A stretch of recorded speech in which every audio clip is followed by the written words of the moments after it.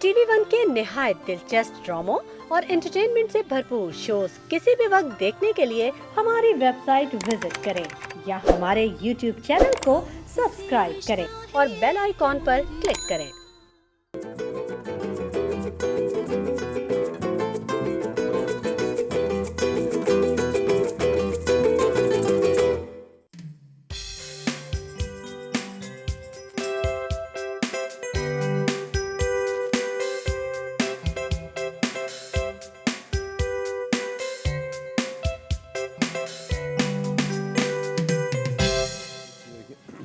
Welcome back खवातीन और हज़रात, आप देख रहे हैं द मॉर्निंग स्टार। एक बार फिर आपको शो में वेलकम कहते हैं और शेफ मुनीज़ा हमारे साथ हैं, हमारी किचन क्वीन।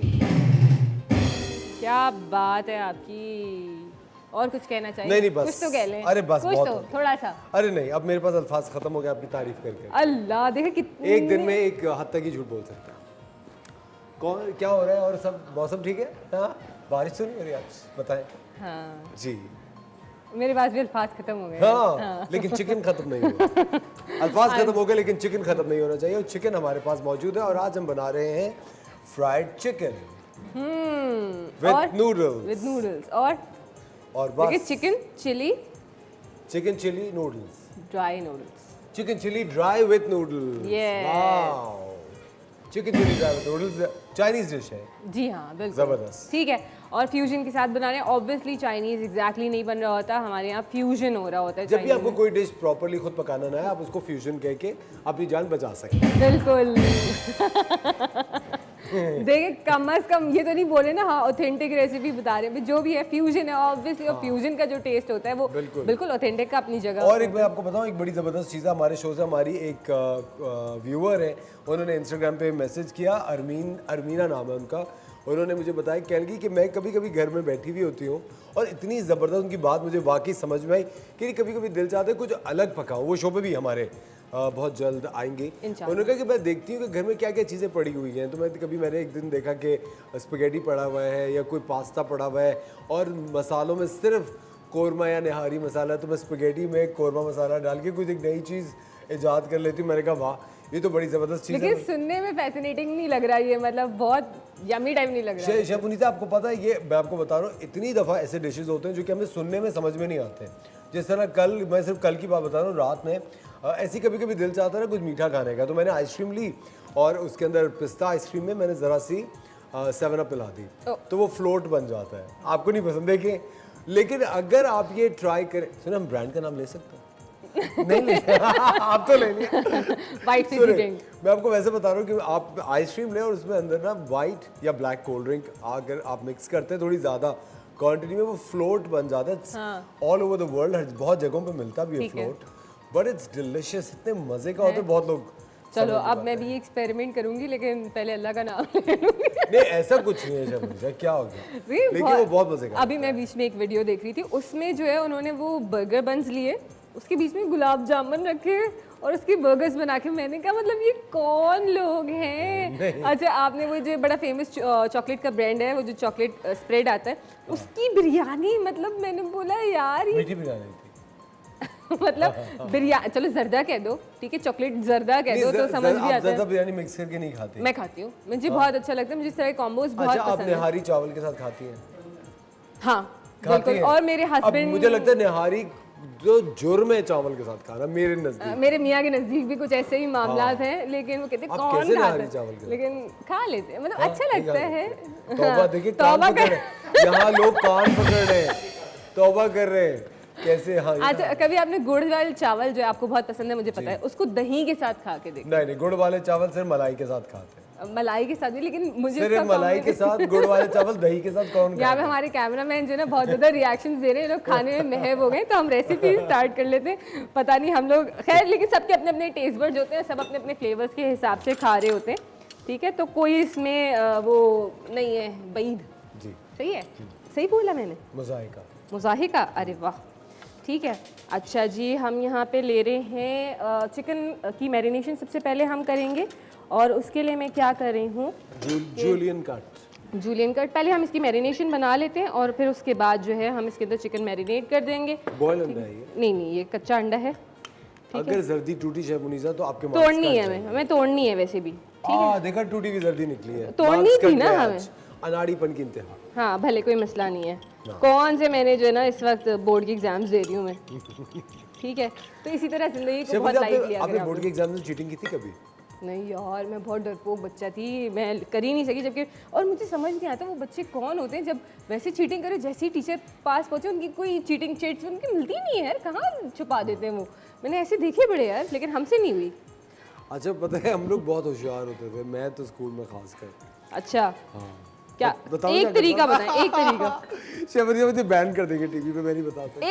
एक कोई भी ऐसा तरीका जिससे कोई आपको भी नुकसान ना हो और बच्चों का भी फायदा हो जाए। भाई बुक्स जो होती थी ना, हाँ बुक्स में बाथरूम में छुपाता था। नहीं, लेकिन आपके टीचर्स बहुत होशियार हो गए, वॉशरूम नहीं जाने देते। नहीं हमारे टाइम पे तो जाने देते थे। वो आपका टाइम था ना, आपके टीचर्स नहीं बुक्स जाने जो होती देते। थी बाथरूम में खिड़की होती है ना, खिड़की के ऊपर छुपाई हुई होती थी वो, मतलब हमारा वो जो था ना खिड़की का जो वो होता है, शमुनीसा क्या कहते हैं उसे, जो एक खिड़की होती है ना बाथरूम की, उसके ऊपर एक जगह थी छोटी सी, उसके ऊपर बुक रखी हुई होती थी। अब किसी को ध्यान भी नहीं, सब छोटे बच्चे होते थे, ऊपर कौन देखता था। लेकिन तो अब आपने बता दिया, अब टीचर सबसे पहले वहां जाके चेक करेंगे। तो मैंने एक नहीं शायद 2 दफा शायद एक किया हो बस। ओए होए, अच्छा लेके नहीं जाके मेरे और वो साथ भी पता है कौन से, वो भी उन पेपर्स में जहाँ रट्टा लगाना होता था। Very good.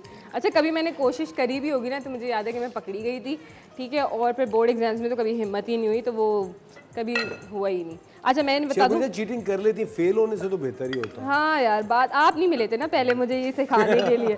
काश आप मुझे पहले मिल जाते तो मैं आज पास होके मैं डॉक्टर बनी होती, यहाँ नहीं होती।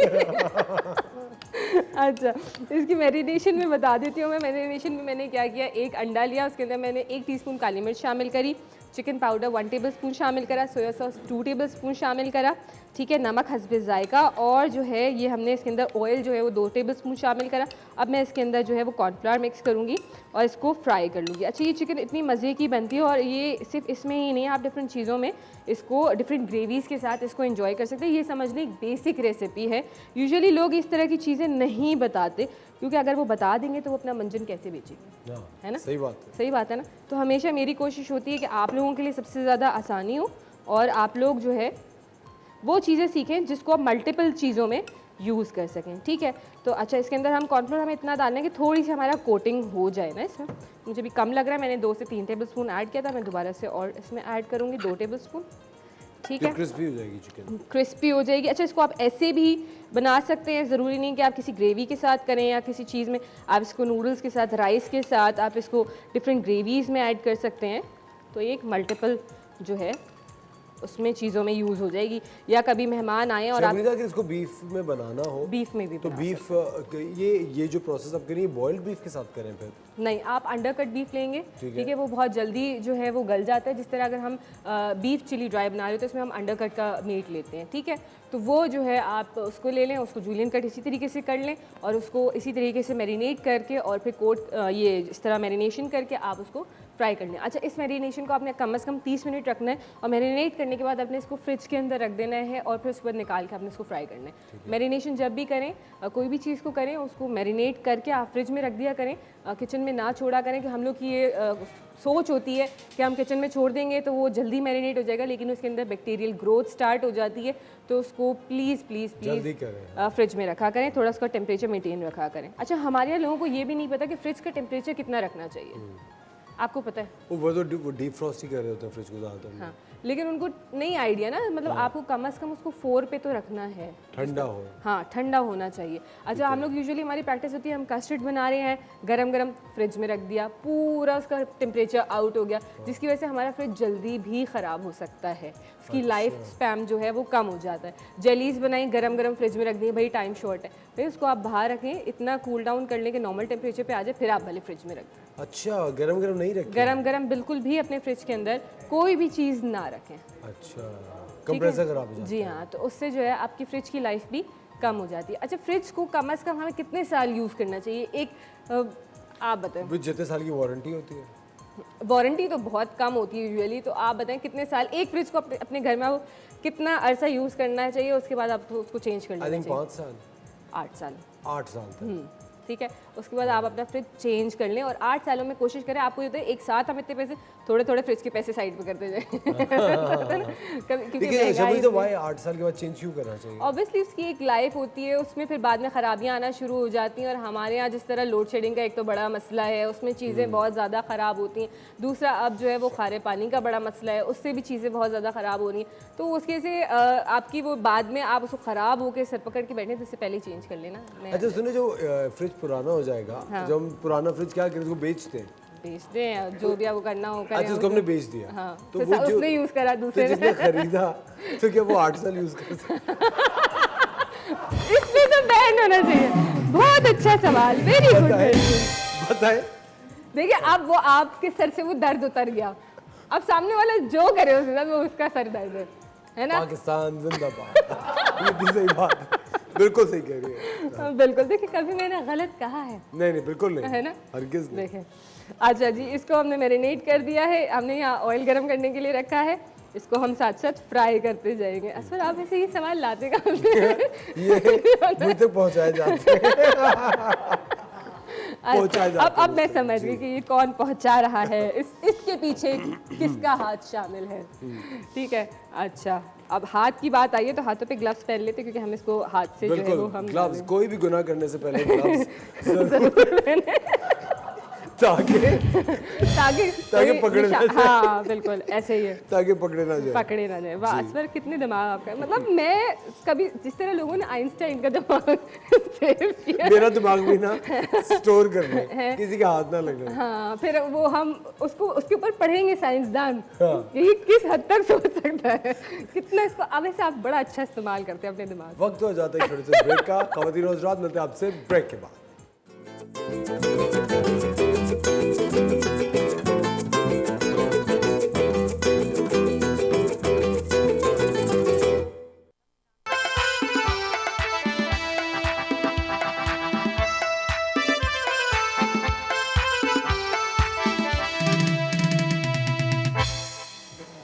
वेलकम बैक खवातीन और हज़रात, आप देख रहे हैं द मॉर्निंग स्टार और यहाँ शेफ मुनीसा बना रही है chicken chilli dry with noodles. और इसकी चिकन जो है वो देखें ऑलमोस्ट फ्राई हो गई है, थोड़ी सी अभी हमने जो मैरिनेट की हुई है वो भी हम इसके अंदर ऐड करेंगे।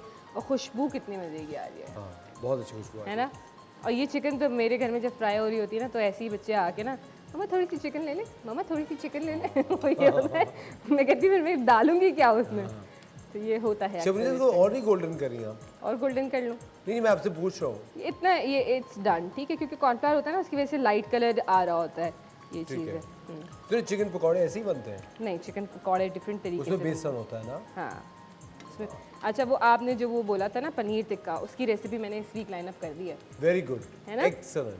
वो हम बनाएंगे इंशाल्लाह। तो शेफ मुनीसा, मैं ये चाह रहा था कि हम लोग किसी दिन Mrs I am so sorry मैं नाम भूल जाता हूँ, हमारी एक व्यूअर है, उन्होंने कहा था कि वो बहुत अच्छा घी बनाना जानती है।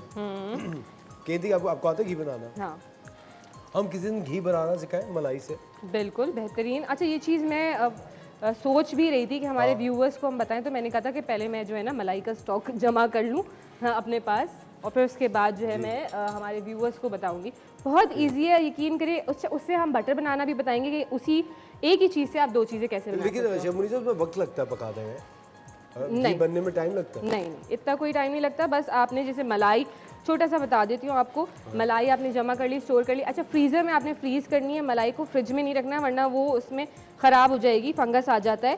तो आप डेली जितनी भी आपकी मलाई निकल रही है, एक बॉक्स आप लें, उसमें मलाई डाल के जमा करते जाएं। अब जब आपके पास अच्छा खासा स्टॉक हो जाए, उसके बाद आपने मलाई लिया, उसको डिफ्रॉस्ट करा, उसके अंदर आपने दही शामिल कर दिया 1 टेबल स्पून, ठीक है। दही शामिल करके आप उसको फ्रिज में रख दें, वो थोड़ी सी जम जाएगा। उसके बाद आपने क्या करना है, उसको बीटर से आप बीट जब करेंगे ना, तो वो मक्खन फॉर्म में बटर अलग हो जाएगा और उसकी जो वो बटर मिल्क होता है वो अलग हो जाएगा, ठीक है। अच्छा वो बटर मिल्क आप डिफरेंट चीज़ों में यूज़ कर सकते हैं, करी बना सकते हैं, उसको डिफरेंट ग्रेवीज़ में यूज़ करके उससे बड़ा अच्छा फ्लेवर आता है और बहुत हेल्दी चीज़ है वो, ठीक है। वो आप उसको इस तरीके से यूज़ कर सकते हैं। बाकी वो जो बटर निकला है उसको आप प्रेस करके उसका पानी स्क्वीज़ आउट कर दें, और जो है अगर उसके अंदर आप आइस ऐड कर देंगे उस पानी में, तो वो बटर और यकजान हो जाएगा थोड़ा सा ना, ठीक है। आप उसको एज अ बटर भी यूज़ कर सकते हैं, और अगर आप नहीं उसको बटर की तरह रखना नहीं चाहते तो आप उसको किसी भी पॉट में डाल के, फ्राइंग पैन में डाल के गर्म कर लें, वो घी की फॉर्म में आ जाएगा आपका। Very nice. बहुत इजी तरीका है और यकीन करें बहुत अच्छा घी बनता है और आप उसको यूज़ करें आपको देसी घी होता है वो? देसी घी होता है। आप उसको उसके साथ डिफरेंट बिस्किट्स बना सकते और हैं। अगर आप लोगों को मलाई जमा करने का तरीका मैं आपको बताऊं, आपने अगर आप दूध बॉईल कर रहे हैं घर में तो वो बॉईल करके गरम गरम जो दूध है ना वो आप फ्रिज में रखते जाएं, उसके नीचे एक प्लेट रखें, उसको रख दें तो बड़ी मोटी तह मलाई बन जाती है मलाई की। देखिए अभी मैंने वो चीज़ बताई, गरम गरम नहीं रखना इसको। थोड़ी सी देर बाद हाँ, थोड़ी सी देर बाद आपने रखना है। फ्रिज को भी तो बचाना है। फ्रिज को भी बचाना है बिल्कुल। और उसके बाद आप भले फ्रिज में रख दें, वो मोटी मलाई आ जाएगी। उसके बाद आप उसको निकाल लें, स्ट्रेन कर लें अच्छी तरीके से, ठीक है। और आजकल एक बड़ी मैंने देखी लोगों की, पुराने जो गांव देहात में होते थे वो तो हाथों की मदद से वो मलाई निकालते थे, बड़ा अजीब लगता था। तो आप मैं तो ये स्पाइडर होता है ना, इसकी मदद से पूरी मलाई जो है वो एक साथ निकल आती है, वो टूटती लेकिन भी नहीं। शमुनी, अगर आप गर्म दूध को फ्रिज में रखें और अगर आप उसको थोड़ी देर बाद 4-6 घंटे बाद देखें तो ऊपर अच्छी खासी एक मलाई रोटी, ज़्यादा मलाई आती है। हाँ रोटी की तरह हाँ तय बिल्कुल, होती है पूरी हाँ। मलाई की। और वो स्टिफ होती है, वो इतनी जल्दी टूटती नहीं है जिस तरीके से वो होते। और वो वाली ठंडी ठंडी मलाई, उसके ऊपर डालें शहद, ओए होए इतना मज़े का लगता है वो। आई लव इट, मुझे बहुत पसंद है वो, ठीक है। अच्छा, और फिर आप इस तरीके से घी निकालें घर में, उसको बटर की फॉर्म में यूज़ करें। मैं एक दिन आप सब लोगों को कोकोनट से और आमंड से, बादाम से और काजू से दूध बनाने का तरीका बताऊंगा। आमंड मिल्क आजकल बहुत लोग यूज बिल्कुल, करते हैं, सोया मिल्क है, सोया मिल्क है, आमंड मिल्क है, तो वो मैं आपको बताना सिखाऊंगा कि आमंड मिल्क कैसे बनाते हैं, बादाम से दूध कैसे तैयार किया बनाते जाता है। हैं। कोकोनट मिल्क बनता है उस तरीके से, डिफरेंट चीज़ों से बनता है, बहुत अच्छा मज़े का। आलमंड मिल्क तो मुझे बहुत पसंद है। बहुत मजा है ना। शबनी जी, आपको पता है हम लोगों को, हमारी जो पूरी जनरेशन है, मुझे लगता है हम लोग बहुत सारी दकियानुसी चीज़ों में फंसे हुए थे। और अभी आप देखें इंटरनेट की वजह से हम लोग इतनी नई नई चीज़ें सीखते जा रहे हैं, डाइट के हिसाब से भी, वैसे भी। बिल्कुल ऐसे ही है। और जो हमें प्रैक्टिस में लानी चाहिए अपनी डेली बेसिस पे ना, हम लोग वही लकीर के फ़कीर बने हुए हैं, मैं आपको बताऊं, है ना। अब क्या करें आप? बस इसको हम तैयार करते हैं। अच्छा, नूडल्स मैंने यहाँ पे बॉईल करके रखे हुए थे, ये एग नूडल्स हैं। आप देखें एग नूडल्स थोड़े से फ्लैट होते हैं, ठीक है। तो ये हम इसमें यूज़ करें, आप स्पेगेटी या आप नूडल्स दोनों ही यूज़ कर सकते हैं, वटेवर जो आपके पास हो। एग नूडल्स यूज़ करना चाहें तो वो यूज़ कर लीजिए, थोड़ा सा डिफरेंट फ्लेवर होता है, इस वजह से हमने ये यूज़ करा है। यहाँ पे चिकन आपके सामने हमने फ्राई कर ली है, साथ में हमने प्याज, और क्योंकि चिकन चिली ड्राई है तो ऑब्वियसली इसके अंदर चिलीज़ तो लाजिम जाएंगी, ठीक है। अब जो है हम रेसिपी को स्टार्ट कर लेते हैं। थोड़ा सा ऑयल ऐड करूँगी, ज़्यादा ऐड नहीं करेंगे, फ्लेम थोड़ा सा स्लो कर। जल्दी गुस्से में आ गया। ठीक है, इसके अंदर हम शामिल करेंगे गार्लिक।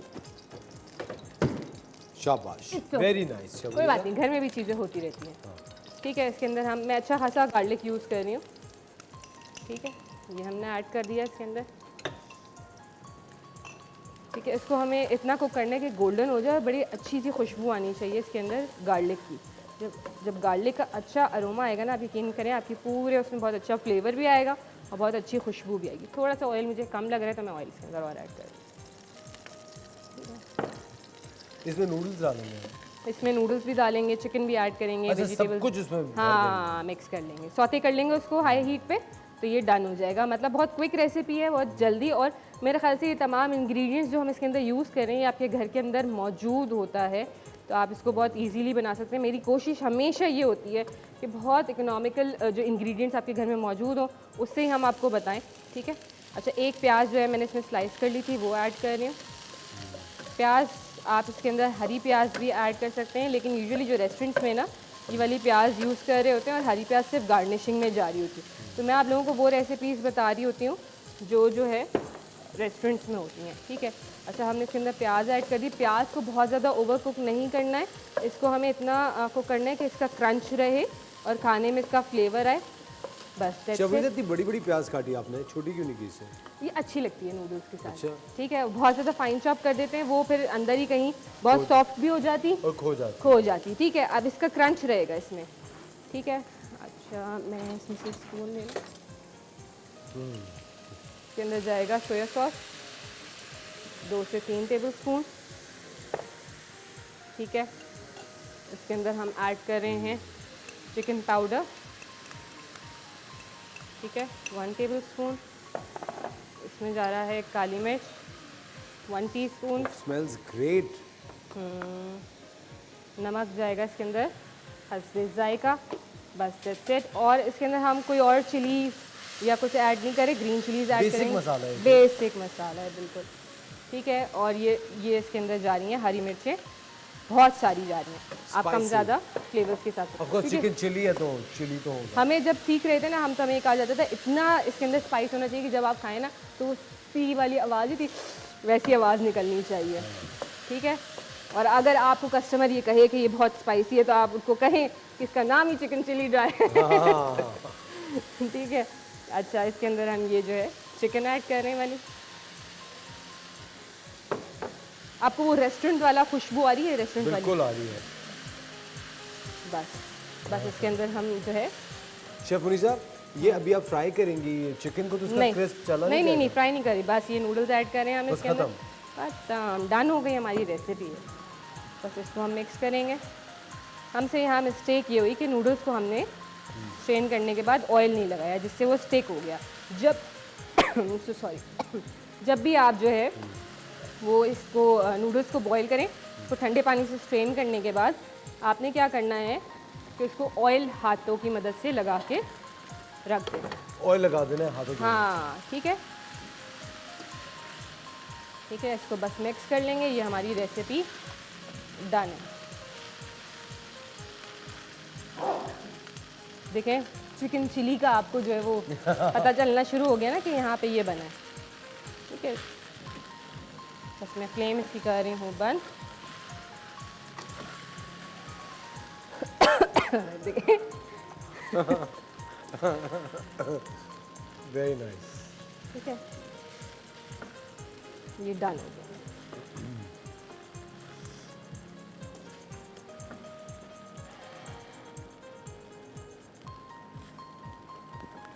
Very nice.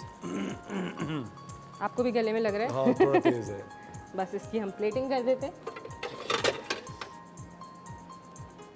ठीक है। मुझे टिश्यू चाहिए इसमें। जी थैंक यू। और थोड़ा आई थिंक शेफ मुनीसा इसके अंदर हम ऑलिव्स, मशरूम ये चीज़ ऐड कर सकते हैं या नहीं? ऑलिव्स नहीं कॉम्प्लीमेंट करेंगे, मशरूम्स फिर भी कर जाएंगे इसको कॉम्प्लीमेंट, वो आप अपनी चॉइस के हिसाब से और वो जो थाइम और ये चीज़ें होती हैं कर दीजिए। देखिए बात ये कि मैं कभी भी बाउंड नहीं करती लोगों को कि ये ना डालें। ये ना डालें वो ना डालें, आपकी अपनी चॉइस है, आपको पसंद है आप बिल्कुल ऐड कीजिए, ठीक है। नूडल्स ऐड करते हैं इसके ऊपर, चिकन ऐड करेंगे। शेफ मुनीसा पोर्शन किस तरह डिसाइड करते हैं वैसे? देखिए 250 ग्राम्स का 1 पर्सन के हिसाब से पोर्शन होता है, ठीक है। 200 से 250 ग्राम्स, ठीक है। तो वो जो हमारा सर्विंग का जो ये यूटेंसिल होता है, चमचा होता है, इसमें होता है क्या? ये कितनी वो होता है इसका? सर्विंग के चमचे में हाँ। देखिए डिपेंड करता है ना, हर चीज़ का वेट अलग होगा। अब मैं आपको कह दूं कि 1 स्पून आपने डालना है या आपने 2 स्पून डालने हैं और फिर उसका वेट अलग हो चीज़ का, तो उससे वेरी कर जाएगा। तो आपने क्या करना है कि आपने ग्रामेज आप यूज़ कर लें, और बहुत से लोगों को जब आप करते हो तो आपको अंदाज़ा भी आहिस्ता आहिस्ता हो जाता है, ठीक है। अच्छा इसके ऊपर चिलीज़ ऐड कर दें हम थोड़ी सी। तो ये जो है हमारा चिकन चिली ड्राई तैयार है।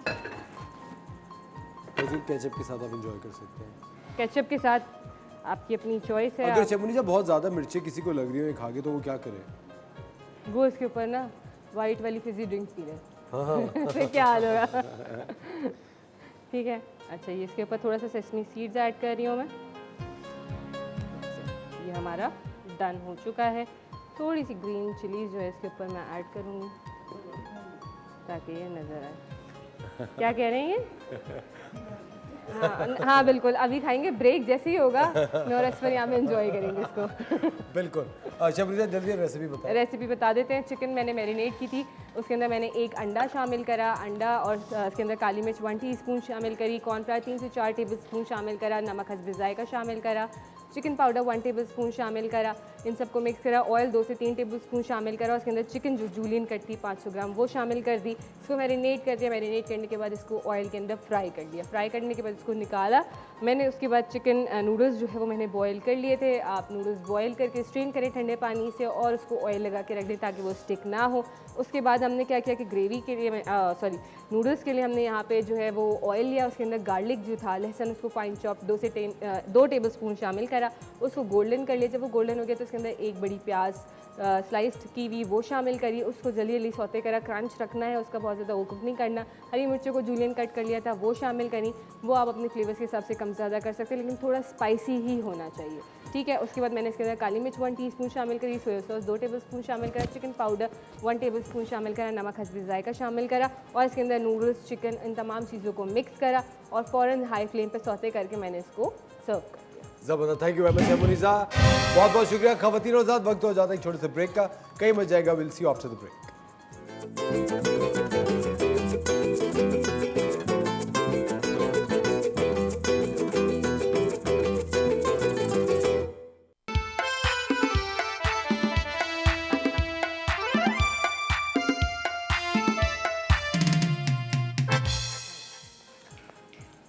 वेलकम बैक खवातीन और हज़रात, आप देख रहे हैं द मॉर्निंग स्टार। एक बार फिर आपको शो में खुशामदीद कहते हैं और आप लोगों से मेरी एक छोटी सी रिक्वेस्ट ये है कि जल्दी से अगर आप मेरे जो कैमरामैन हैं वो शेफ़ मुनीसा का एक क्लोजअप बना के दिखाएं।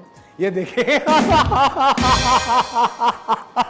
ये चीटिंग है, ये चीटिंग है। वेलकम बैक शेफ़ मुनीसा, ये आप जो पका रही होती है आप खाती नहीं? मैंने देखिए मैं टेस्ट तो करूंगी ना कि मुझे पता चले कि मैं सही बनाया है कि नहीं बनाया, मैं टेस्ट कर रही थी उसको। लेकिन ख़वातीन और हज़रात, आज हमारा जो टॉपिक है एक बहुत ही ज़बरदस्त टॉपिक है। हमारे साथ एक बड़ी ज़बरदस्त क्लिनिकल साइकोलॉजिस्ट मौजूद है, आमना अलाउद्दीन उनका नाम है। अस्सलाम वालेकुम। और आज हम बात करेंगे ईटिंग डिसऑर्डर पे। खैर सॉरी, ये तो मजाक की बात थी। डॉक्टर साहब मुझे एक बात ही बताएं, ईटिंग डिसऑर्डर्स कहाँ से शुरू होते हैं? How do you identify eating disorders? और सबसे पहले तो जो सबसे पहली चीज़ जो मैं चाहता हूँ आप जहाँ से शुरू करें, क्या ईटिंग डिसऑर्डर किसी भी एज में लोगों को हो सकते हैं? ईटिंग डिसऑर्डर किसी भी एज में हो सकते हैं। ये बहुत ज़्यादा वैसे रिसर्च के ओरिएंटेड वुमेन में देखे जाते हैं, पर ऐसा बिल्कुल भी नहीं है कि मर्दों में ये नहीं मौजूद, औरतों में ये ज़्यादा मौजूद है।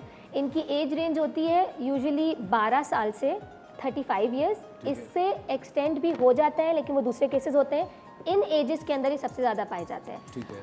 अब ईटिंग डिसऑर्डर्स होते क्या हैं? ईटिंग डिसऑर्डर्स वैसे तो जो हमारी साइकेट्रिक वर्ल्ड में सबसे ज़्यादा सिवियर डिसऑर्डर्स कहलाए जाते हैं। ये बिहेवियरल प्रॉब्लम्स होती हैं, इमोशंस की वजह से आपका कंट्रोल आपकी फूड पे नहीं रहता, दोनों तरीके से, जिसकी वजह खुशी में भी गम में भी। यस जिसकी वजह से या तो वो ज़्यादा खाने लगते हैं या वो रिस्ट्रिक्टेड करने लगते हैं या वो एक टाइम के अंदर ज़्यादा खाने लगते हैं, जिसकी वजह से उनकी बॉडी में अलग अलग तरीके के प्रॉब्लम्स होते हैं।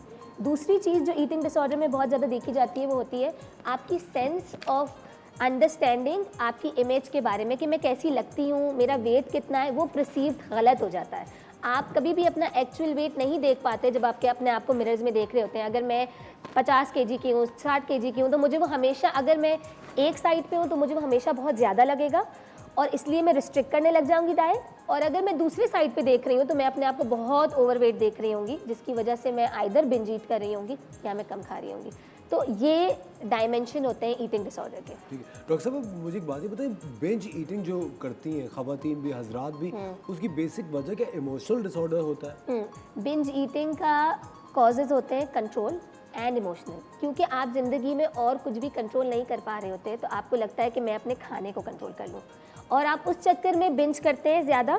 लेकिन बिंज की एक साइकिल होती है जिसमें आप शेम महसूस करते हैं, फिर बहुत सारे लोग उसको through a lot of ways निकाल देते हैं। लोग वॉमिटिंग करते हैं, मेडिसिन लेते हैं, यस बुलिमिया आ जाता है इधर, और फिर वो साइकिल रिपीट होती है। लेकिन ये बिल्कुल इमोशनल प्रॉब्लम्स की वजह से होता है और साथ साथ ये कंट्रोल की नीड को भी बता रहा होता है, सरफेस पे लेकर आ रहा होता है। लेकिन आमना, मैंने एक चीज़ जो नोटिस की कि लड़कियां अभी सोशल मीडिया के इन्वेजन की वजह से लड़कियां बहुत ज़्यादा कॉन्शियस हो गए हैं अबाउट हाउ दे लुक। अच्छा, ये सिर्फ यूथ में नहीं है, आई थिंक ये हमारी तरह के मिडिल एजेड लोगों में भी है कि you know they are so conscious about how they look, बाल कैसे हैं, चेहरा कैसा लग रहा है, उनकी बॉडीज़ कैसी हैं। उसके बाद जब आप इंटरनेशनली अगर आप सर्वेज देखें तो बारहा आपको ख़वातीन जो कि 40s में हैं या 30s या 50s में, वो लोग फिटनेस के एक एपिटमी ऑफ फिटनेस बने हुए हैं, उनके एक रोल मॉडल्स हैं फिटनेस के। आई थिंक आपको लगता है कि ये सारी चीज़ें प्रेशर बिल्डअप कर देती हैं? सो ईटिंग डिसऑर्डर में एक और ट्रेट जो आप देखते हैं वो होती है परफेक्शनिज्म की। और जब आपने ये सारी बातें की ना, ये होती है race to be perfect, right. हम एक दूसरे को कंपेयर भी करते हैं, एक दूसरे की बॉडी टाइप से, एक दूसरे की स्किन से, एक दूसरे के बात करने के तरीके से। और बुलिमिया, एनोरेक्सिया, ये सारे जो ईटिंग डिसऑर्डर में आते हैं, इसमें एक और बहुत ज़रूरी ईटिंग डिसऑर्डर है, हम बाद में बात करेंगे, पीका, जिसमें लोग नॉन न्यूट्रिशियस फूड खाते हैं जैसे कि पेपर, लोहा, पिन, और ये यस, जिसमें सॉइल हो गई, बच्चों को आप देखते हैं कि वो यस, ये भी ईटिंग डिसऑर्डर में आता है। यस, ये सब, ये पीका कहते हैं इस डिसऑर्डर को, जिसमें उनके कोई न्यूट्रिशनल वैल्यू नहीं है, लेकिन आपकी आदत बन गई है उसको खाना। 2 साल की उम्र के बाद भी अगर ये कंटिन्यू रहे तो ये पीका डिसऑर्डर में डायग्नोस हो जाता है, और ये भी एक ईटिंग डिसऑर्डर है। लेकिन आपने वो डाइजेस्ट कैसे होता है अगर आप लोहा खाते हैं? इसीलिए तो ये टॉक्सिक हो जाता है। आप डाइजेस्ट तो कर लेता है, कुछ चीज़ें तो आपके सिस्टम में डाइजेस्ट हो जाती हैं, कुछ चीज़ें नहीं होती। जैसे आप सीवियर केसेस में देखेंगे लोग मेटल को खाना शुरू कर देते हैं, तो उनके सारे थ्रोट इन्फेक्शन, लोगों की मेटल अंदर जाके क्या करता होगा? खराब करता है ना सिस्टम। तभी तो आपको कह रही हूँ कि ये सबसे ज़्यादा प्रॉब्लमेटिक इलनेस है in the world of psychology also, because ये बहुत ज़्यादा डेंजरस टू हेल्थ हो सकती है। आप ईटिंग डिसऑर्डर वाले लोग को देखेंगे, mouth, heart diseases, kidney diseases, because ये सारी चीज़ें आपके सिस्टम को अंदर से ख़राब कर रही होती हैं और सिर्फ सरफेस से बाहर से ख़राब नहीं कर रही होती। अच्छा, बहुत सारे ऐसे भी लोग हैं आमना जो कि खाना देख के रेजिस्ट नहीं कर पाते।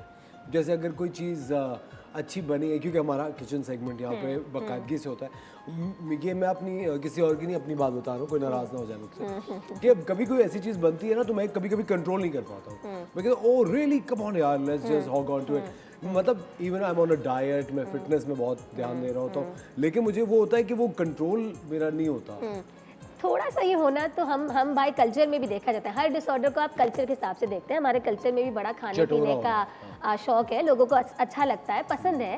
और अगर आप उसको बैलेंस आउट कर रहे हैं, जैसे आप कह रहे हैं कि मैं पीछे से फिटनेस का ख्याल रखता हूँ, तो कभी कभार इसमें कोई प्रॉब्लम नहीं है। जब ये इंटेंसिटी इतनी बढ़ जाए कि आप विजिबल चेंजेस अपने वेट गिरने में या वेट गेन में देखना शुरू कर दें, आप देख लें मुझसे बिल्कुल भी कंट्रोल नहीं होता उन एरियाज़ में भी कि मैं जिम भी करके आ रहा हूँ, फिर भी मैं ये लगा हुआ हूँ और मेरी ये नींद एक्सेसिव हो गई है हर जगह पे, हर दफ़ा, तब आपको ये साइंस दिखना शुरू करते हैं कि शायद आप इमोशनल डिस्ट्रेस की वजह से ईटिंग डिसऑर्डर की तरफ जा रहे हैं। कैजुअली तो एक कल्चरल का एस्पेक्ट है कि खाना लोगों को अच्छा लगता है, लोग नहीं रेजिस्ट करते, दैट इज़ एब्सोल्युटली ओके।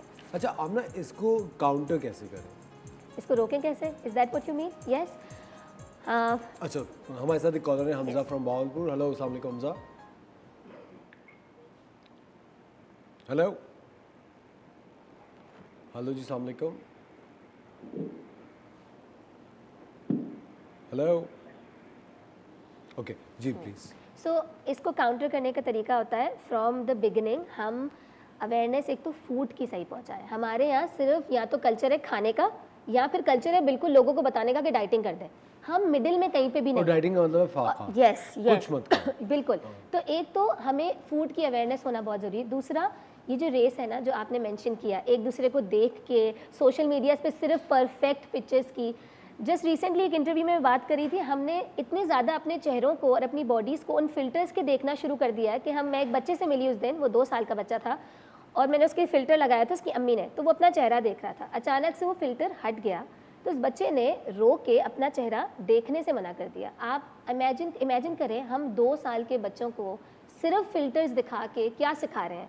सो ये जो इमेज का प्रॉब्लम हमने डाल दिया है सोशल मीडिया के थ्रू, ये बंद करना पड़ेगा। हम सबको अपनी स्किन्स, अपनी बॉडीज़ के लिए कंफर्टेबल होना चाहिए। हमें आना चाहिए ऑन स्क्रीन भी ऐसे कि हो जाता है कभी कभार आप फ्लक्चुएट करते हैं, हमें थोड़ी सी डिफरेंट बॉडी टाइप्स को नॉर्मलाइज करना चाहिए ताकि लोग देख के कनेक्ट कर सकें और फिर उसकी तरफ आए, रादर देन वो सिर्फ ये देख सकें कि यहाँ तो सब एक बॉडी टाइप के हैं और मुझे सिर्फ उसमें फिट इन करना है। अच्छा, मुझे ये लगता है आमना कि हमारा जो कल्चर है वो बहुत ज़्यादा इंस्पायर्ड है पड़ोसी मुल्क की फिल्म इंडस्ट्री से। हम उनकी एक्टर्स एक्ट्रेसेस को देख देख के अपने आप को यू नो हमारा वो मॉड्यूल बन गया है कि यार वो ऐसी है। और कभी हम बात भी कर रहे होते हैं तो हमें एक होता है कि हम लोग अपनी चीज़ों को इतना सेलिब्रेट नहीं करते जितना पड़ोस कि मुल्क की जो प्रोडक्ट्स हैं उनको करते हैं, and I think it's a fact, we must face it also. आपको ये लगता है कि हम लोगों ने जो आप कह रहे हैं कि सोशल मीडिया का इन्वेजन, जैसे मैंने अभी बात कर रहा था, ये इन द लॉन्ग रन जब यही बच्चे, जिस बच्चे का बता रही हैं, जब वो 35 या 40 साल का होगा वो तो डेवस्टेटेड हो जाएगा। ऐसा ही है, ये रिसर्चेस लॉन्गिट्यूडनल होती रही हैं और ये अभी भी होती रहेंगी। हम तो फिर भी थोड़ा सा रिसर्च में लैग करते हैं, लेकिन ये वही बच्चे होते हैं जो self image, body image, eating disorders, ये डिप्रेशन, एंजाइटी, बुलिंग, ये सब के शिकार होते हैं। आप आजकल देखें, ये बुलिंग, ईटिंग डिसऑर्डर का एक बहुत बड़ा लिंक होता है चाइल्डहुड और एडोलेसेंस में बुलिंग करने पे। और ये सब ऐसा ही है, आप हमारी यंग जनरेशन देखें जो एडोलेसेंस हैं, हम एक दूसरे को सिर्फ इन्हीं बेसिस के ऊपर कंपेयर करते हैं और ये इसी वजह है क्योंकि हम माँ बाप भी इसमें पार्ट प्ले करते हैं। हम भी बच्चों को सिर्फ फिल्टर्स में और परफेक्ट दिखाने की कोशिश करते हैं। हमें कभी और मुझे लगता है बच्चों में जब बच्चे एक रिबेलियन की एज में आते हैं, जब टीन एज में आते हैं, जब उन्हें लगता है उन्हें सब पता है, या तो वो बहुत पॉजिटिव हो जाते हैं Yes. या मुझे लगता है वो बिल्कुल नेगेटिव हो जाते हैं। क्योंकि यू नो जब मैं स्कूल में था तो मुझे इंग्लिश बोलने की वजह से या गोरे होने की वजह से एक एज थी, और मुझे अब रियलाइज होता है कि वो एक बेतुकी एज है वो। मतलब टीचर, मतलब हर तरफ से वो एक एज ये थी कि आप फ्लुएंट है। वो फ्लुएंट भी इसलिए थी क्योंकि घर में इंग्लिश घर वाले बोले, और इट्स जस्ट एन लैंग्वेज जिसको आपने इतना सीरियसली लिया हुआ है। खवातीन और हज़रात, आमना से हमारी इंटरेस्टिंग डिस्कशन जारी है। लेते एक छोटा सा ब्रेक में जाएगा, will see you after the break.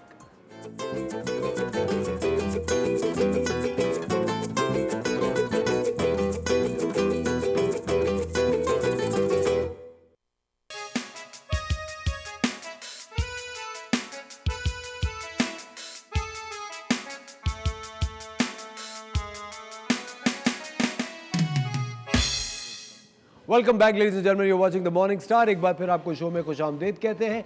Eating disorder किस वजह से होता है, आप किस वजह से ज़्यादा खाने लग जाते हैं, किस वजह से बेतहाशा डाइट पर चले जाते हो, फाके करने लग जाते हैं, और उसका आपकी शख्सियत पे, आपकी सेहत पे क्या असर होता है, ये आज हमें हमारी क्लिनिकल साइकोलॉजिस्ट आमना अलाउद्दीन बता रही है।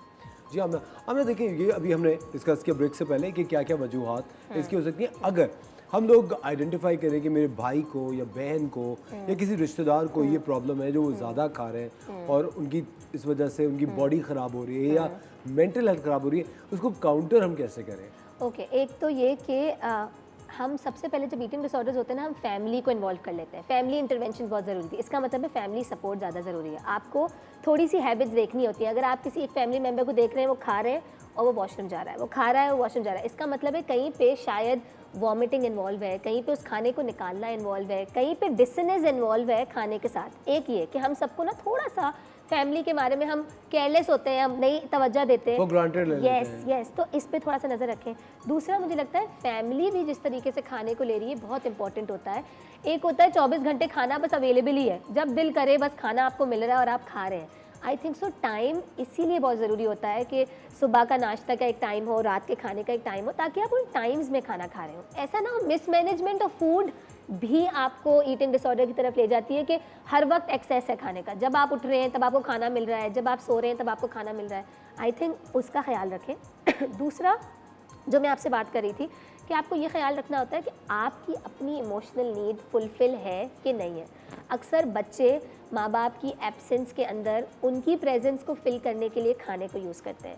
हम ये बिहेवियर जानवरों में बहुत देखते हैं। जब आपकी बिल्लियाँ आपसे अटेंशन मांगती है ना, तो वो खाने के इर्द गिर्द घूमती हैं, क्योंकि उनको पता है ये वाला वो टाइम है जब मेरा ओनर मेरे पास बैठा होगा। यही बिहेवियर हम बच्चों में भी देखते हैं, यंग एडल्ट में भी देखते हैं, जिनके पास किसी चीज़ का वॉइड है वो उसको फिल इन करने की कोशिश करते हैं। तो वो फिल इन सबसे अच्छी चीज़ क्या हो सकती है जो कि अवेलेबल है आराम से, वो होता है खाना। तो आप अगर इन बिहेवियर्स पे थोड़ा सा फोकस करें और इनको रिजॉल्व करने की कोशिश करें तो आई थिंक सो कि हम इसको टू द स्टॉप और एटलीस्ट उसको मिनिमाइज कर सकते हैं। अच्छा, क्या आपको लगता है पेरेंट्स जो है वो बच्चों में ये चीज़ इंस्टिल करते हैं बचपन से, ईटिंग डिसऑर्डर? पेरेंट्स इंस्टिल नहीं करते, उनकी हैबिट्स बच्चे पकड़ते हैं। देखिए, आपकी जो एज अ पेरेंट हैबिट होंगी खाने पीने की, वही आप अपने घर में रखेंगे रूल्स की तरह, और वही बच्चे वो आपके देख रहे बच्चे हैं। पिकअप करेंगे। और यही हम स्कूल्स की भी बात करते हैं। जिस तरह का एटमॉस्फेयर, हम बहुत रेस ओरिएंटेड हो गए ना, हमें सबको आगे बढ़ना है, स्कूल में कंपटीशन है, परफेक्शनिज्म सिखाया जाता है। कोई एक रीज़न नहीं होता, ये होता है आपकी फैमिली अपब्रिंगिंग, फिर सोशल कॉजेज़, कुछ जेनेटिकल कॉजेज़ भी होते हैं जो सबको मिला के आप ईटिंग डिसऑर्डर से मोर प्रोन हो जाते हैं कि आपको होने के चांसेस हैं। अच्छा, अब बताइए बच्चों में पीका का प्रॉब्लम आता है, please I would like you to come here Aamna. ये आप प्लीज एक्सप्लेन करेंगी ये क्या है? अच्छा, पीका यूजुअली होता ही बच्चों में देखा जाता है, लेकिन ये अब तो बहुत ज़्यादा यंग अडल्ट में भी देखा गया है। इसमें क्या होता है, आप कोई भी ऐसी चीज़ जिसकी न्यूट्रिशनल वैल्यू नहीं है, फॉर एग्जांपल चौक, मिट्टी, अक्सर लोगों को वो रबड़ खाने की आदत होती है, पेंसिल के पीछे की निप, ये डेवलप होता है आपके जिस्म की न्यूट्रिशनल डेफिशिएंसी से। आपके जिस्म में रियल में डेफिशिएंसीज होती हैं, उसको आपका सिस्टम कोई भी ऐसी चीज़ जिसकी न्यूट्रिशनल वैल्यू नहीं है उससे पूरा करता है, और आप उसको चबाते जाते हैं। आप अक्सर बच्चों को देखते हैं वो सॉइल खाने की आदत होती है, आप उनको देखते हैं उनके रबड़, और लोगों को चौक और वो जो दीवारों की जो उतरे हुए पेंट होते हैं वो खाने की आदत होती है। ये बहुत ज़्यादा प्रॉब्लमेटिक होता है। अपना नेल्स भी इसमें है? यस, और बहुत एक्सेसिवली कि आप देखेंगे कि उनके नेल्स ही नहीं बचे, मतलब वो पीछे पूरा तक आ जाते हैं। यस, तो ये बहुत ज़्यादा प्रॉब्लमेटिक होता है, इसीलिए क्योंकि ये आपके अंदर के सिस्टम को ख़राब करता है। आप इमेजिन करें ये इस एक्सटेंट तक पहुंच जाता है कि आप मेटल इनटेक कर रहे हैं, आपके अंदर किडनी डैमेज हो जाते हैं, आपको हार्ट डिजीजेज हो जाते हैं। कभी कभार तो ये अंदर जाते जाते ही आपके सिस्टम को इतना ज़्यादा ख़राब करता है कि ये इतने इमरजेंसी केसेस जब आपको दिखते हैं हॉस्पिटल में तो ये पीका के होते हैं, क्योंकि ये आपके अंदर के सिस्टम को ख़राब कर रहे होते हैं। और ये डेवलप होता है अर्ली चाइल्डहुड में, ये अक्सर डेवलप होता है प्री मेच्योर बेबीज़ में, ये डेवलप होता है मेल न्यूट्रिशन वाली जगहों पे जहाँ पर आपको as a child proper nutritions नहीं मिली होती हैं। सो ये yes, this is the reason of why pica exist. अच्छा, अगर किसी बच्चे में हम पीका आइडेंटिफाई करते हैं कि उसको है, क्या किस एज ग्रुप में ये होता है? 2 साल के बाद डायग्नोस होता है, 2 साल से पहले, 2 साल से कभी तक भी चल सकता है? 2 साल से पहले तक आप, मतलब मेरे पास एक रीसेंट केस है, he is 40 years old। 40? Yes, he is 40 years old। तो ये हैबिट अगर ना पिकअप की जाए, क्योंकि उनकी हैबिट ऐसी है, वो इतनी ज़्यादा डिस्ट्रक्टिव चीज़ नहीं है, तो उनको इतना नुकसान नहीं हो रहा, लेकिन he is causing a lot of problem, उनका ब्लड थिक हो जाता है। लेकिन इसको कैसे सही करें? इमीडिएटली डॉक्टर के पास लेके जाएं? आपको फौरन से मेडिकल डॉक्टर से कंसल्ट करना होता है अपने थेरेपिस्ट के बाद, और वो आपकी डेफिशिएंसीज देखते हैं कि आपके ब्लड में किस किस चीज़ की कमी है, फिर वो आपको वो प्रोवाइड करना शुरू करते हैं। तो यहाँ से थेरेपिस्ट आहिस्ता आहिस्ता आहिस्ता आहिस्ता उस चीज़ को कम करना शुरू करते हैं। अच्छा, ये दूसरी स्लाइड है जिसके अंदर बहुत सारा जंक फूड रखा हुआ है। This is binge eating. हाँ, बिंज ईटिंग। देखिए एक वक्त में बहुत सारा खा लिया, ऑप्शंस हैं। यस, तो आपने देखे, आप देख रहे हैं इसमें पिज्जा भी रख दिया, डोनट भी रख दिया, कोक भी रख दी, उसके हाथ में चिप्स भी है। It's all together, you can't stop and you binge eating. तो एक छोटे से टाइम में जहाँ पर आप एक बर्गर से भी गुजारा कर सकते थे, you are eating a lot. So this is, ये यूजुअली देखा जाता है बिंज ईटिंग में, और बुलिमिया में भी देखा जाता है। लेकिन बुलिमिया में क्या होता है, इसके बाद आप जाके उसको निकालने की कोशिश करते हैं, शेम और उसकी साइकिल होती है। लेकिन बिंज ईटिंग में आप कंट्रोल ही नहीं कर पाते कि आप इसको रोक दें, आपको एहसास नहीं होता कि मेरी भूख खत्म हो गई है। This is again binge eating, this is you can't control. चलो, बिंज ईटिंग तो मैंने देखा है कि पेरेंट्स भी बहुत ज़्यादा अपने बच्चों को वैसे ही कराते हैं। अगर कहीं आप किसी रेस्टोरेंट में जाते हैं, कहीं जाते हैं, तो आप बच्चों के आगे इतना सारी चीज़ें रख देते हैं, बेटा जो दिल चाहे खाओ। मुझे लगता है वो बच्चे फिर एक का बाइट लेते हैं, दूसरे का बाइट लेते हैं। यस, ये बिल्कुल ऐसे ही होता है। ये मैंने वही बात की ना, जब एक्सेस मौजूद होगा तो आपको वो चीज़ लेना आसान हो जाएगी ना। आपको खुद भी घरों में, जब हम रूल्स की बात करते हैं, खाना एक बहुत रूल ओरिएंटेड चीज़ में आता है कि आपके पास पता हो ये जगह है, इसमें खाना है, इस वक्त खाना है। ओवर फीडिंग, हम बचपन से बच्चों को देखते हैं, माएँ ले लेके घूम रही हैं हर वक्त में, बच्चे को डिफरेंशिएट ही नहीं हो रहा कि खाना किस टाइम पे मिलेगा और खाना है क्या। बिल्कुल, वो कह रहा है मुझे किसी भी वक्त भूख लगेगी, किसी भी वक्त खाना मिल जाएगा। This is where it starts. So आपने उन चीज़ों को थोड़ा सा ख्याल से रखना था। आई थिंक ये भी पीका की एग्जांपल है कि हम क्या क्या चीज़ें लोग देखते हैं, प्लास्टिक खा सकते हैं, क्लोथ खा लेते हैं, यस, और सोप खाते हैं। और आप अक्सर बच्चों को देखते हैं कि वो अंदर झाग निकल रही है, ये इमरजेंसी केसेस हैं सारे, बिकॉज वो कुछ भी पकड़ के जो कि न्यूट्रिशनल वैल्यू नहीं रखता वो उसको खाना शुरू कर देते। और ये बीमारी है, ये बीमारी है, ये एक बीमारी है जिसको आप इग्नोर नहीं कर सकते, जो कि फेटल भी हो सकती है। बहुत यस, ये बहुत ज़्यादा फेटल है। ऑलरेडी सारी साइकेट्रिक बीमारियों में से ये सबसे ज़्यादा टॉप लिस्टेड में आती हैं, ईटिंग डिसऑर्डर्स। अच्छा, मुझे एक बात बताएं, आमना, ये आप कह रही हैं कि मेल न्यूट्रिशन बच्चे जो होते हैं, क्या उनके अंदर कोई ज़हनी इंतशार होता है या कोई कमी होती है जिसकी वजह से वो ये खा रहे होते हैं? देखिए, मेल न्यूट्रिशन है ना, जब आपकी फिजिकल नीड्स पूरी नहीं होंगी तो वो इमोशनल पे तो ऑटोमेटिक आ जाएगा। और जब ये दोनों होते हैं, जब आप फिजिकली न्यूट्रिशनल लेस हैं तो आप इमोशनली हो जाएंगे, जब आप इमोशनली किसी चीज़ का वॉइड है तो वो फिजिकल भी इम्बैलेंस करेगा। ये दोनों बहुत बैलेंस चलनी चाहिए। अच्छा, क्या ऐसा होता है कि देखिए, जब आपकी बचपन से जवानी तक की लाइफ बड़ी हेल्दी गुजरती है, फिर ऐसे बहुत सारे, चूंकि एक ये शो एक फैमिली, मतलब एक ऐसा शो फॉर एडल्ट्स ऑल्सो, मेरे ख्याल से जिस तरह जब बच्चे बड़े हो जाते हैं, जवान हो जाते हैं, फिर उनकी शादियां नहीं होती, तो आपको लगता है कि वो अनमैरिड लाइफ की वजह से भी ये दिमागी कभी कभार अचानक के जो इंसिडेंट होते हैं, चाहे आपकी बैलेंस लाइफ गुजरी हो, पर अचानक से कोई डिवोर्स हो गई, आपकी शादी नहीं हो रही, कोई और प्रेशर आ गया, that can also cause eating disorder. जैसे मैंने बात की, जैसे वॉइड हो जाएगा तो आपने उसको फिल इन करना है। सबसे आसान तरीका फिल इन करना है फूड का। ठीक है। This is bulimia. आप खाते भी रहते हैं और आप साथ में उसको निकालते रहते हैं, बिकॉज बुलिमिया की एक साइकिल होती है। आप कंट्रोल करना चाहते हैं, आप रुकते हैं, खाना खाना शुरू करते हैं, आपसे कंट्रोल नहीं होता, फिर आप उसको निकालते हैं क्योंकि आप फील कर रहे होते हैं शेम, क्योंकि मैंने बहुत सारा खा लिया है, और फिर ये साइकिल कंटिन्यू रहती है। हम थेरेपी से साइकिल को कहीं पे पकड़ के ब्रेक करते हैं ताकि वो उसके आगे ना पहुंचे।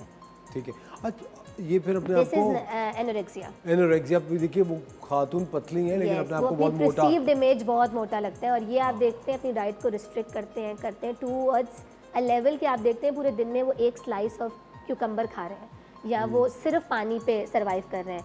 This is very alarming as well. Out of all of them ये बहुत ज़्यादा alarming situation. Anorexia nervosa. Yes yes. मुझे एक बात बताएं, आमना, कुछ खवातीन ऐसी होती हैं जो कि नेचुरली थोड़ी चबी होती हैं, थोड़ी हेल्दी होती हैं, फिर एक पॉइंट उनका लाइफ में ऐसा आता है, वो कहती है भाई मैं ऐसी हूँ, जिसे मुझे पसंद करना है वो ऐसी पसंद करे, और मुझे कोई खाने से मत रोके, और किसी को प्रॉब्लम है तो वो भाड़ में जाए। You know what I am saying, with due respect मैं ये बात कर रहा हूँ, आदमियों के साथ भी ये होता है, नॉट जस्ट वुमेन। आपके ख्याल से ये भी एक मेंटल डिसऑर्डर है? देखिए, एक तो होता है कल्चरल प्रेशर भी बहुत ज़्यादा। क्या होता है कि कुछ लोगों की वाकई शोल्डर ब्रॉड है, उनकी बॉडी ब्रॉड है, कभी कभार बहुत सारे अदर इश्यूज होते हैं, PCOS है औरतों में, बहुत सारी अदर चीज़ें होती हैं।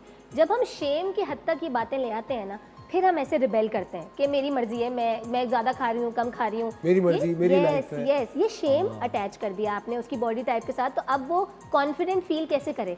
तो वो शेम से लड़ने के लिए they stand up way too much sometimes, but उनको खुद भी पता होता है that everyone likes to take care of body, और जिस एक्सटेंट तक वो कर सकते हैं उनको करना चाहिए, पर कुछ मेडिकल कंडीशन की वजह से वेट लूज करना या उन बॉडी शेप्स में आना मुश्किल होता है। अच्छा, इसको बहुत सारे एडल्ट खुद भी मेरे ख्याल से काउंटर कर सकते हैं अगर वो बेहतर होना चाहे, लेकिन मेरे ख्याल से आपके अतराफ में जो लोग हैं, आई थिंक वो बड़ा रोल प्ले करते हैं ना, कि आपकी जिंदगी बेहतर बहुत करें, ज़्यादा, कि आप कितने ज़्यादा सपोर्टिव हैं, यस यस, आप कितने ज़्यादा ओपन हैं, कितने ज़्यादा सपोर्टिव हैं, कितने ज़्यादा विजिलेंट भी हैं। हम अक्सर सपोर्टिव होते हैं पर हम नज़र नहीं रख रहे होते, हम विजिलेंट नहीं होते।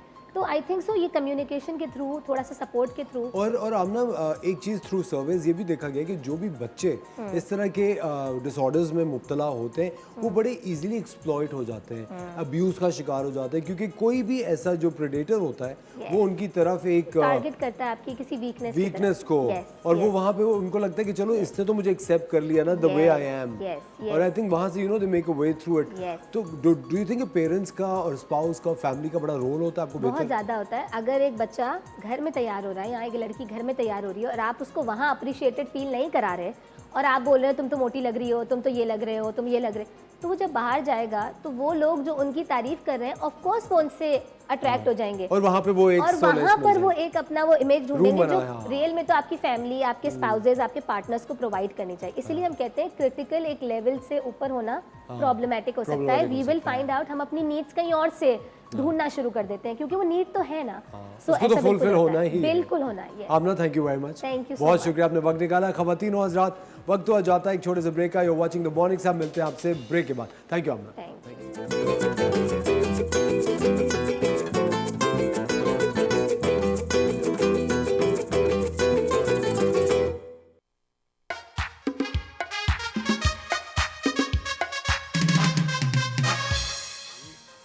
वेलकम बैक खवातीन और हज़रात, आप देख रहे हैं द मॉर्निंग स्टार। एक बार फिर आपको शो में खुशामदीद कहते हैं।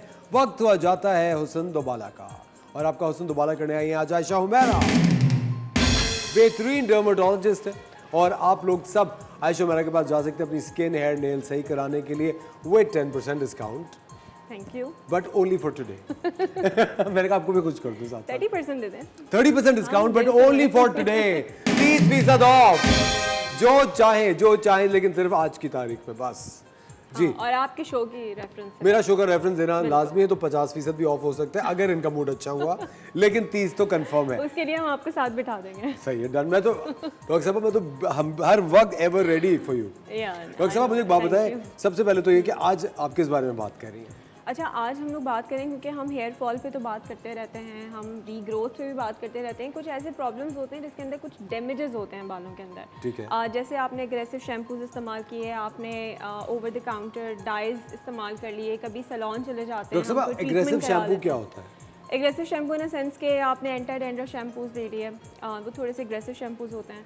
और इसके अलावा आप जब सैलून जाते हैं तो सैलून जाने के बाद कुछ ऐसे ट्रीटमेंट्स होते हैं जिसमें डाइज होते हैं, स्ट्रेटनिंग के ट्रीटमेंट्स होते हैं। आपने बालों को स्ट्रेट करा दिया, रिबॉन्डिंग करा दी, एक्सटेंसो करा दिया, केराटिन करा दिया। उसके बाद क्या होता है कि आपके कभी कभार ऐसा होता है कि केमिकल आपके बालों को, मतलब आपका बाल उसको एक्सेप्ट नहीं कर पाता, या कभी कभी उसकी कॉन्सेंट्रेशन ज़्यादा हो जाती है, टाइमिंग ज़्यादा हो जाती है, तो आपका बाल डैमेज हो जाता है। अच्छा, डैमेज कैसे होता है? जैसे हमारी स्किन बर्न होती है, बिल्कुल इसी तरीके से हमारी स्कैल्प की स्किन भी डिहाइड्रेट हो जाती है। ठीक है। मतलब उसमें वो तमाम एसेंशियल चीज़ें जो कि आपका जो एक बाल जहाँ से आ रहा होता है बेसिकली, तो वो उसको क्लोज करके रखता है। जब डिहाइड्रेशन होती है तो ये एंड आपका लूज़ होता है, बाल तेज़ी से गिरता है। गिर जाता है। एक तो ये रीज़न होता है। दूसरा, आपने देखा होगा कि बाल बहुत थिन हो जाते हैं, ब्रेक हो रहे होते हैं बीच में से।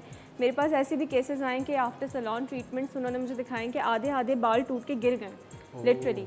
तो उसको कंट्रोल करने के लिए ऑब्वियसली कोई रेमेडी इसके अलावा बेहतरीन है नहीं जो आज हम करेंगे। It's a hair regain treatment.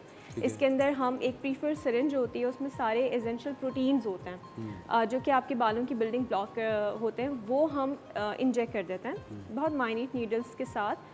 और वन सेशन भी इसका अच्छा खासा आपको बहुत अच्छा रिकवरी दे देता है। लेकिन अगर बहुत सिवियर डैमेज है तो आप इसको 3 मंथ्स के गैप से ले सकते हैं। और डॉक्टर साहब, एक सेशन अप्रॉक्सीमेटली किस रेंज में होता है, प्राइस रेंज में? 15 to 20,000 का। 15 to 20,000 की रेंज में होता है। डॉक्टर साहब, उसके बाद अगर ये ट्रीटमेंट आप करा रहे हो तो कोई प्रिकॉशंस लेनी पड़ती हैं कि आप बालों को आयरन नहीं कर सकते या ब्लो ड्राई नहीं कर सकते इतने अरसे तक? देखिए, हम जब डैमेज कंट्रोल की बात करते हैं तो obviously it's already been damage, तो आप वैसे भी नहीं कर सकते। अगर आप उसको फर्दर, ये तमाम चीज़ें हीट प्रोसेस जितने भी होते हैं, चाहे हम वो स्ट्रेटनर की फॉर्म में करें, चाहे वो हम ब्लो ड्रायर्स की फॉर्म में करें, वो आपको बाल आपका अफोर्ड नहीं कर पाता उस हीट को, बिकॉज इट्स अ प्रोटीन क्या है कि आप जब एक अंडा बनाते हैं, आप चूल्हे पे रखते हैं तो एक इसकी पर्टिकुलर टाइमिंग्स होती हैं। अगर आप उससे ज़्यादा करेंगे तो डीनेचर्ड हो जाएगा। तो बिल्कुल इस तरीके से आपका बाल जो है, इट्स प्रोटीन, तो वो डीनेचर हो जाएगा। It's all keratin.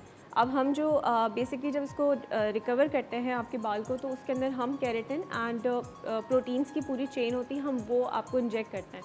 जब वो आपके स्कैल्प में जाता है तो वो जो आपका बाल जहाँ से आ रहा होता है वो उसको वापस से क्लोज कर देता है, उसको रिहाइड्रेट कर देता है। तो आपका हेयर फॉल भी कंट्रोल्ड हो जाता है, नया आने वाला बाल भी आपका बेहतर होता है, स्ट्रॉन्ग होता है, और ऑलरेडी जो डैमेज हो चुका है वो उसको भी कंट्रोल करता है। अच्छा डॉक्टर साहब, मुझे एक बात बताएं, जिस तरह कहा जाता है कि लेटर एज, अब तो एज हो गई, अब तो बाल गिरने ही है, क्या ऐसा होता है? अगर बालों का ख्याल रखें तो क्या लेटर एज में रोक सकते हैं बालों को? देखिए, एजिंग तो आपके फेस पे भी होती है, बॉडी पर भी होती है, इसी तरीके से आपके हेयर पे भी होती है। अच्छा, मतलब एज के साथ बाल कम होंगे? बाय द टाइम उसकी रिक्वायरमेंट्स बढ़ जाती हैं। जैसे आप बचपन में जब होते हैं तो आप घर के बाहर भी खेल रहे होते हैं, ग्राउंड से भी खेल रहे होते हैं, आपकी स्किन डैमेज नहीं हो रही होती है। लेकिन अगर आप एक सर्टन एज पर आते हैं और आप ज़रा सा आप बीच पे भी चले जाते हैं तो आपको लगता है कि बहुत ज़्यादा डैमेज हो गया है, तबाह हो गई है, तबाह हो गई है।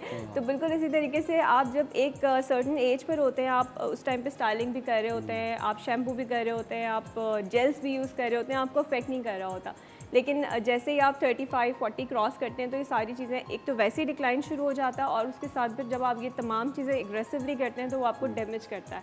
उसके लिए कुछ प्रिकॉशंस होती हैं, कुछ सिरम्स होती हैं, वो आप इनिशियल स्टेजेस पे अप्लाई करना शुरू कर दें। लाइक मैं ये रेकमेंड करती हूँ कि 30 इयर्स की एज से आपको अपने बालों की केयर करना शुरू हो जानी चाहिए। और बेसिकली अभी जितनी भी 30 इयर्स की खवातीन हमारा शो देख रही हैं और उन्होंने अभी तक अपने बालों की केयर नहीं की, सिवाय दोनों ऑयलिंग के, जेंडर्स की बात कर रहे हैं, दोनों की बात कर रहे हैं, दोनों की बात कर रही हूँ। तो उन्हें क्या करना चाहिए 30 के बाद? देखिए, कुछ सिरम्स ऐसे होते हैं कि आप उसको अप्लाई करना शुरू कर दें। आज भी मैं एक सिरम लेकर आई हूँ दिखाने के लिए। बेसिकली बहुत सारी डिफरेंट कंपनीज डिफरेंट फॉर्मुलेशंस बनाती हैं।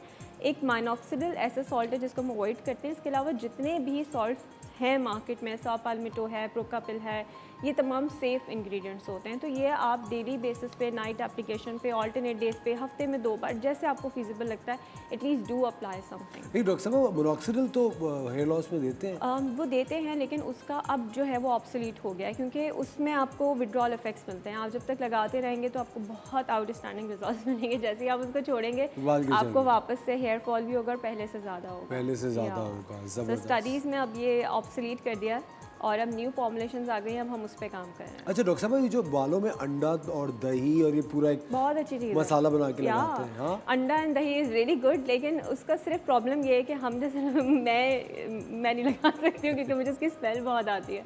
तो मैं वंस अ मंथ या कभी मुझे टाइम मिलता है, कभी हफ्ते में या एक अपना करवा लेती हूँ कि चलें ठीक है, एक एटलीस्ट मेंटेनेंस हो जाती है। बट आई नो कि आप अंडा दही लगाते हैं तो बहुत अच्छी चीज़ है, अगर आप लगा सकते हैं तो डेफिनेटली। डॉक्टर साहब, ये जितनी भी ऑर्गेनिक चीज़ें होती हैं जो घर में ही होती हैं, जैसे अंडा दही या प्याज का अर्क जो होता है, नहीं, सारी ऑर्गेनिक चीज़ें आपकी इसके लिए अच्छी नहीं होती हैं। नो, देखिए इट्स वेरी सिंपल। प्याज के अंदर जो आपको वो थोड़ा एसिडिक इन नेचर होता है, जब आप स्किन के ऊपर डालते हैं ना तो वो इन्फ्लेमेशन कराता है उस जगह टिंगलिंग की, होती है थोड़ी सी। बर्निंग भी होती है कुछ लोगों को। अच्छा, अक्सर लोग ये भी बोलते हैं कि जितनी बर्निंग हो रही है उतना अच्छा आपके बाल उतने आएंगे। इट्स अ मिथ, बल्कि उल्टा वो आपकी स्किन को बर्न कर देता है, और नहीं तो कम से कम इन्फ्लेमेशन बनाता है। उसके नतीजे में क्या होता है कि उस जगह की जो स्किन होती है वो काफ़ी थिक हो जाती है। फिर अब अगर आप चाह रहे हैं कि मैं PRP करवाऊँ जाके, मैं ट्रांसप्लांट कराऊँ या मैं रीजेंड्रा कराऊँ, कोई ऐसा ट्रीटमेंट कराऊँ, तो उन लोगों के लिए बड़ा डिफ़िकल्ट हो जाता है क्योंकि वो स्किन इतनी थिक हो चुकी होती है कि वहाँ से बाल को वापस लेकर आना, एक मैं बड़े नॉर्मल से आम ज़बान में समझा रही हूँ, तो वो डिफ़िकल्ट हो जाता है। तो इट्स बेटर कि आप टोटका करें, बट सेफ टोटका करें, मतलब गरम मसाला ना लगा या काली मिर्चें ना मलने सर में कि कुछ और ही हो जाए, ये चीज़ें ना करें। एटलीस्ट हाँ सेफ चीज़ें करें, जैसे आप दही की बात अभी कर रहे थे, अंडे की बात कर रहे थे, ये सेफ है, आप ये अप्लाई करें। डॉक्टर साहब, कुछ खवातीन को हार्मोनल चेंजेस की वजह से हेयर लॉस हो जाता है और काफ़ी ज़्यादा स्कैल्प नज़र आने लगता है, क्या उस पर वो हेयर ट्रांसप्लांट करा सकती हैं? अब तो क्या फिर- ट्रांसप्लांट से पहले की एक स्टेज होती है, जैसे हम रीजेंड्रा कहते हैं, अब तो वो ट्रीटमेंट इंट्रोड्यूस हो गया है जिसके ठीक है। अंदर हम आपके अपने स्टेम सेल्स, आपकी बॉडी के स्टेम सेल्स से ही आपका ट्रीटमेंट करते हैं। ठीक है कुछ पिक्चर्स शायद मैं देख भी रही थी स्क्रीन पे, मैंने दी जी, थी वो उन्होंने। पिक्चर्स हम दिखाएंगे आप सबको ब्रेक के बाद। कई बजे का डॉक्टर आशा मेहरा हमारे साथ है। इस सेगमेंट के बाद आपके बाल बहुत अच्छे होने वाले हैं, तो आपने ज़रूर देखना है। मिलते हैं आपसे ब्रेक के बाद।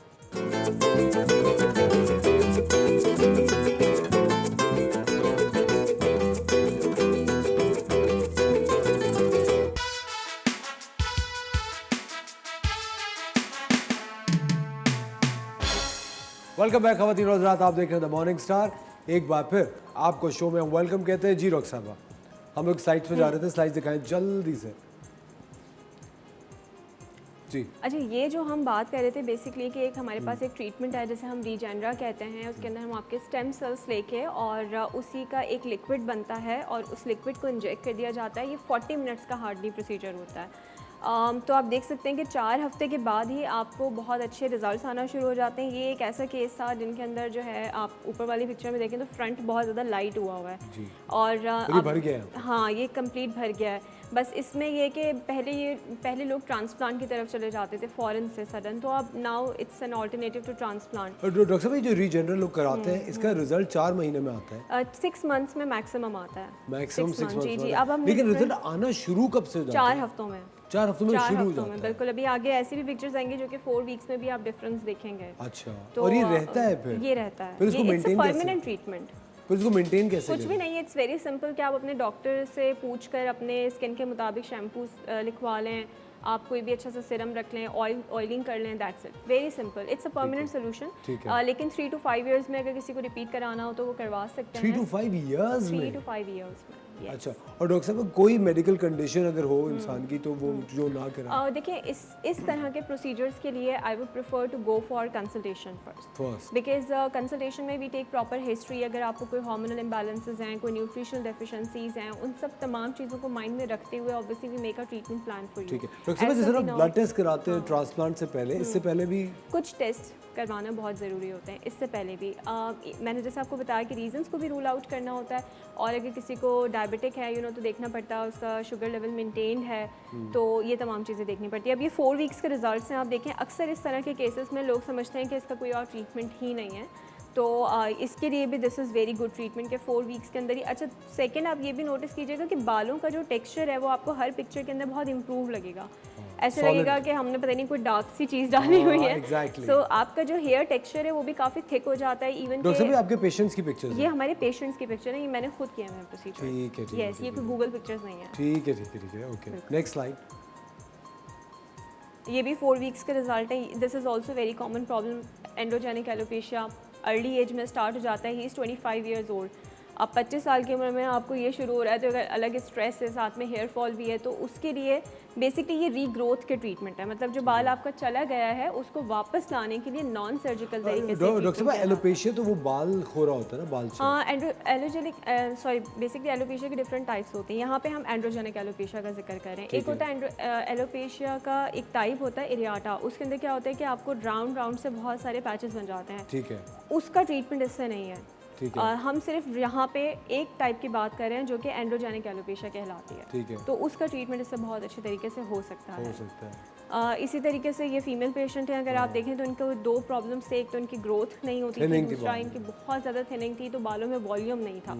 आप देखिए 5 वीक्स के अंदर आपको एक ह्यूज डिफरेंस नज़र आ रहा है। एक्सीलेंट। She was अच्छा very happy. डॉक्टर साहब ट्रीटमेंट की तरफ चलते हैं। Yeah, sure. जी अच्छा, ये ट्रीटमेंट अलग है जिसके बारे में हमने डिस्कस किया है। जी। ये ट्रीटमेंट जो आज हम करने लगे हैं यहाँ पे परफॉर्म, बेसिकली ये उन लोगों के लिए है कि अगर किसी को डाई हेयर उसने करवा लिए हैं या एक्सटेंसो या रिबॉन्डिंग्स आपने करा लिए हैं और आपका बाल डैमेज हो गया है और बहुत बुरे तरीके से डैमेज हो गया है, सो उसके लिए भी ये बहुत अच्छा ट्रीटमेंट है। इसके अलावा मेरे पास अक्सर ख़वातीन आती हैं जो थोड़ी मिडिल एज की होती हैं और बालों को कलर करना उनकी मजबूरी होती है क्योंकि उनके बाल ग्रे हो रहे होते हैं, तो रूट्स उनको एवरी मंथ करवानी पड़ती हैं। उसकी वजह से भी उनको बहुत ज़्यादा थिनिंग हो जाती है बालों के अंदर।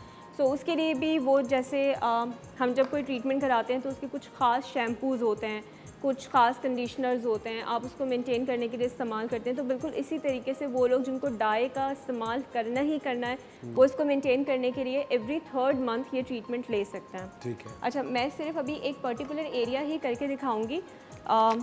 It's not painful treatment, totally 5 minutes लगते हैं इस ट्रीटमेंट को करने के लिए। तो हम कोई भी एक स्पॉट ले लेते हैं इनका।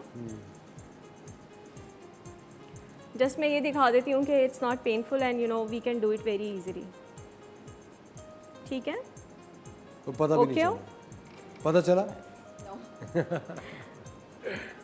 सो इस तरीके से ये और डॉक्टर साहब ये सिरम्स है सारे, बेसिकली ये पूरा आप जितना ये नज़र आ रहा है इसके अंदर बेसिकली प्रोटीन्स हैं। ठीक है। और इसके डॉक्टर अंदर साहब ये इसका पीआरपी से कोई ताल्लुक नहीं है ना? No, this is not PRP. PRP के अंदर बेसिकली आपका अपना हम ब्लड लेते हैं और ब्लड लेके हम उसको सेंट्रीफ्यूज करके उसमें से जो ग्रोथ फैक्टर्स होते हैं वो लेके वो हम स्कैल्प पे इंजेक्ट करते हैं। वो प्रोसीजर 15 से 20 मिनट का होता है, वो रीग्रोथ के लिए होता है। ठीक है। वो हम डिपेंड करता है, जब हम कंसल्टेशन करते हैं तो फिर उसमें डिसाइड करते हैं कि आया कि हमें रीजेंडरा करना है, हमें पीआरपी करनी है। अच्छा, बहुत सारे लोग ऐसे होते हैं जो कि इंटरनेशनल ट्रैवल भी कर रहे होते हैं, बाहर भी रहते हैं, दुबई से, और वहाँ से भी पेशेंट्स हमारे पास आते हैं, तो वो हर महीने आके सेशन नहीं ले सकते, तो वो रीजेंडरा कराते हैं क्योंकि ये 1 टाइम सेशन है। ठीक है। एक तो 1 टाइम है, दूसरा इसका ये कि ये बिल्कुल कम्प्लीटली ऐसा प्रोसीजर है जो कि आपने अभी करवाया और आप 1 घंटे के बाद अपने काम पे जा सकते हैं। ठीक है। इसमें कोई बेड रेस्ट नहीं है, कोई ऐसा डाउन टाइम नहीं है कि जिसको लेकर आप, जैसे ट्रांसप्लांट में होता है कि 1 हफ्ते से 10 दिन तक ऑब्वियसली आपको पेन रहता है और आपको तो इसमें आपको केयर भी करना पड़ता केयर है। भी करना पड़ती है। इसमें ऐसे जैसी कोई प्रॉब्लम वाली बात नहीं होती है। अच्छा, इस ट्रीटमेंट जो हम कर रहे हैं इसको हम बेसिकली हेयर रिगेन ट्रीटमेंट कहते हैं। और फिर उसके बाद ये जो सिरम का मैं आपसे जिक्र कर रही थी, ये सिरम हम लेते हैं और इस तरीके से पूरे स्कैल्प में हम इसके बाद लगा देते हैं इस ट्रीटमेंट के ऊपर। बिकॉज़ अब जब मैं ट्रीटमेंट ये कर रही हूँ तो इनके पोर्स भी ओपन हुए हैं। अब जब मैं इनको लगाऊंगी तो ये इनको कम्प्लीटली स्किन को एक तो रिहाइड्रेट करेगा और सेकंड ये कि इनकी न्यू ग्रोथ की फॉर्मेशन को बढ़ाएगा। सो ये जैसे सिरम डॉक्टर साहब एक फॉलिकल से 3-4 बाल निकले हुए होते हैं, उस तरह होगा? नहीं, देखिए फॉलिकल बेसिकली ऐसा होता है कि जब आप किसी भी लाइफ में किसी भी टाइम पे आपका बाल जो है वो डॉर्मेंट फेज में चला गया, मतलब वो सो गया है, आपका फॉलिकल स्लीपिंग फेज में, वो ग्रो नहीं कर रहा। आप जो कंप्लेन लेकर आते हैं, कहते हैं हमें हेयर फॉल भी हो रहा है और साथ साथ हमारे जो नए बाल हैं उसकी ग्रोथ नहीं हो रही, मेरे बाल बढ़ नहीं रहे, तो वो स्लीपिंग फेज में होता है। उसका रीज़न कुछ भी हो सकता है। इस टाइम पे हम रीजंस को डिस्कस नहीं कर रहे, there are so many reasons. उसको दोबारा से एक्टिवेट कैसे करना, अभी हम उसकी बात करें कि वो दोबारा से एक्टिव होके बालों को ग्रो करना शुरू करवा दें। Yes, reasons are very important, वो हम हिस्ट्री में डायग्नोज करते हैं, उसको भी साथ में ट्रीट करते हैं।